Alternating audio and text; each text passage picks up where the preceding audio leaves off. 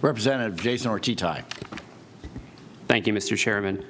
I wanted to focus more on follow up on your staff questions and hit upon a couple other topics as well. You said you had 10 staff members. From the breakdown I have, you have 3 managers, 1 office manager, and 6 analysts. Can you go through kind of what the role of a manager is? Because it seems like having 3 or 4 managers out of 10 employees seems like a lot. Yeah, so our managers are really, I would say, multitasking. So at any particular time, we have multiple projects going forward. Some of them are revenue estimates, some are special studies, such as the child credit. Some will be performance-based budgeting. So the managers that we have are overseeing multiple projects, even though the ratio, as you noted, is fairly low of management to staff. So they're actually doing the analytical work as well? That is correct. Okay. The other question in regards to your appropriation for this year's budget, I know that we've tasked you with a lot of additional work and responsibility, but are you doing anything to cut costs or operate more efficiently and effectively?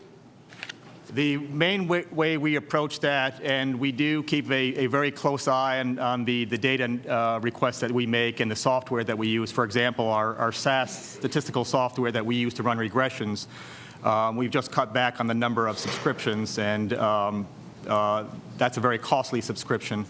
We're also reassigning staff, so we do have some new duties coming in from performance-based budgeting. We're looking at the total scope of that project before we do any new hiring. So we're trying to reassign staff and leverage them as much as possible before we hire any new staff. Do you do the same for technology costs? I know you talked a little about licensing fees for different softwares. I mean, do you have a bidding process where you have to bid out a certain contract for a piece of technology or software? We do look at multiple providers when we're looking at statistical software or other data that we require. Okay. Thank you. Just one other question that I have. I was looking through the forecasts, I think since 2012-13 for your revenue estimates, and you've been between 0.5% and I want to say, I think 2.7% from 2016 and 17. There are some variations in there, and I'm not saying 1 or 0.5% to 3% is that big of a variation. But when you look at it's 500 million, 100 million, 600 million. That's a big number for us, yeah, especially when we're looking at certain programs. So I was wondering if you guys, over that period of time, have made any material changes into how you forecast revenue. Sure. So as you noted, and we put this document out on our website, it has ranged from about a 0.5 percentage point.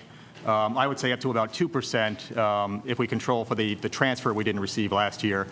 But every year we do revisit our models, and we go back, and I have the staff break out, what caused this error. Was it a technical error? Was it an economic error?